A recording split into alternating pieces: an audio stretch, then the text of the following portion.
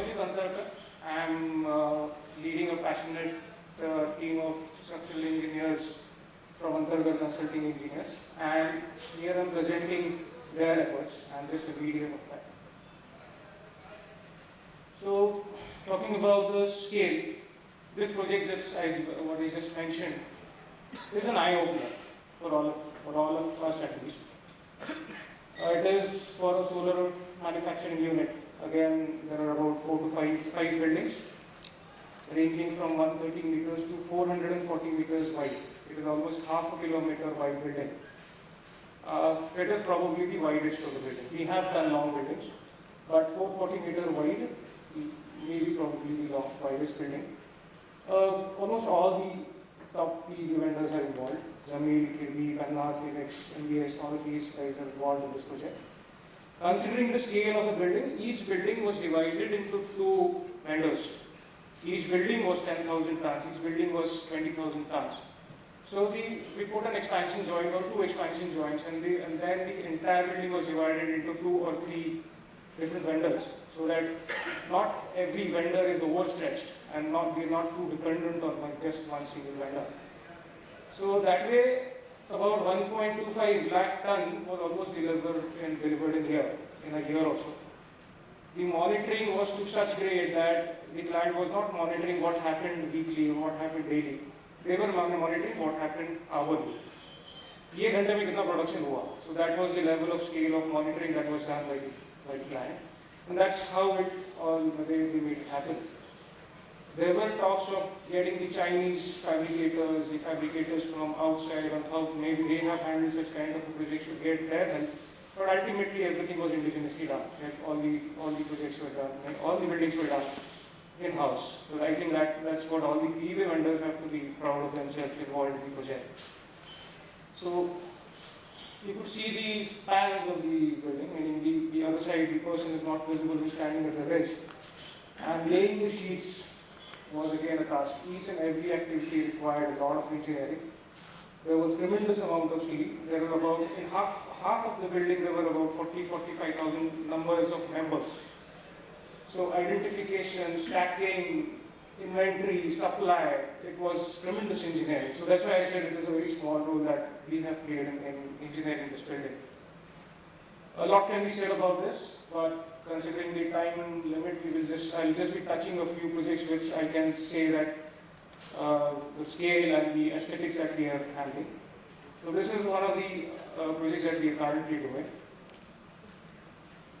The next building, I think last time also I presented, I just touch upon it, I won't go into the detail. This is again a shipbuilding unit for Ministry of Defense, Goa Shipyard. The unique part about it, you can see the man standing there at the column. We give these indication of the scale or the size of the columns. The column depth itself was 4.5 meters, the height of the columns were almost about 50 meters. And the cranes for the ship manufacturing were about a total of 320 metric tons of cranes running at about 36 meter height. So again, that was again an engineering feat that the entire all involved people had put their brains on. The next building with what I'm presenting on scale is actually there's nothing spectacular about this building. The only unique part about this building is it doesn't have a core wall. Everything is steel. It is a G+5 story, purely 100% steel. And ground zero to the cladding, I think it was done in 4 or 5 months. So, although it is a small building that requires a tremendous amount of detailing, considering how the block walls will pass on the outside of the columns, where there is no interaction with the columns, so that there are no leakage cracks. So that took a lot of detailing involved in this. But yes, it has come out well. So everything was integrated, the facade, the lifts, the staircases, even the lift framing was in steel. And fire-rated building, intimation paint was used for the entire building. If you could see that the next part of it is the aesthetics part. This project actually we were doing with CCDA. This is mostly an RCC building, but there's a tremendous amount of steel that has gone into the roofing, the connecting corridors, the staircases, the towers, the facade, as well as if you could see, a white colored wall just next to the facade, that is a 20-25 meter height block wall, but the framing is in steel.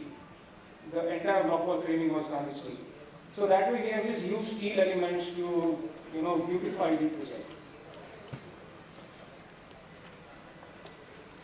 This again was, the scale was not big, but it was iconic structure in the sense that it was a church convention center. And it is a double curved roof. It is an eggshell roof, wherein each and every truss had a different diameter. Each and every element was detailed and designed separately. The purlins ran concave and convex, considering the shape and the profile.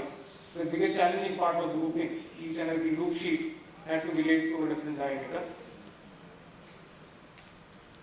This again is an ongoing project. If you see these spans, you would not get the sense of the scale from the image, but the spans of these arches are about 200 feet, 60-meter arches, and the architects wanted an almost invisible roof. So we thought of doing replicating the nature by using some hints from the side of it, and we did a die-grid structure where we were able to design the arches in as low as 200 and 250 or 300 diaphragms. And the biggest complication were the junctions. If you see the columns, there are 2 arches springing out. If you see one of the locations, there are 3 arches springing out. So the connection detail itself took a lot of engineering. 3 arches springing out of the same column, that took a lot of fabrication trial and errors also. The column diameter were about 600, 700. But they themselves had to create about 2 to 3 sample pieces, and then which were again rejected, and then again they had to create another set. So ultimately it has come out well. It's still under construction. Let's see how whether it remains invisible or whether we are able to achieve what we intended to. This actually, it's a fabulous looking structure. It is an architect's view of an ongoing structure, which is a training center. The spans are very large here, 16, 17 meter spans. And the central portion, if you see, that is completely steel and composite. And the remaining portion is partially RC and composite. The unique part about it is the cornices and corbel. If you see the top left-hand corner portion, there are a lot of cornices, there are a lot of projections that are coming out of the elevations, and we have integrated that with steel, with some steel framing, with some RCC elements into the structural steel. So this is an ongoing project. I think it is shaping up quite well.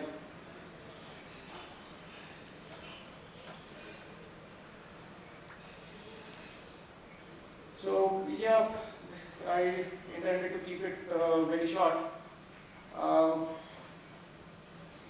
So one of the things I think Abhijit mentioned about the artificial intelligence, so it is all great, but at ground level we are not able to implement it. We should see how we should be able to implement it. One of the examples is in one of the very large buildings that I was talking of. They had so many members at the storage yard that they were not able to figure out how to really handle that stuff. So they came out with a unique idea of having a conveyor system from the storage yard to the erection point, which is about half a kilometer distance, and having a barcode pattern on the members. Even connection boards, there are about 5 lakhs to 7 lakh connection boards. So they were actually intending to have even a barcode pattern even for the boards, so that instead of manually checking whether the bolt are tightened or not, whether we can do it in an automation way. It did not happen. But I think we as an industry colleagues, we should have such kind of a system where it is a tremendous problem controlling all those number of bolts being tightened or not. And we usually have structural engineers have sleepless nights, so the entire structure is dependent on the connections. So yeah, that is a very brief presentation from my side. Thank you so much. And that is my structural namaste.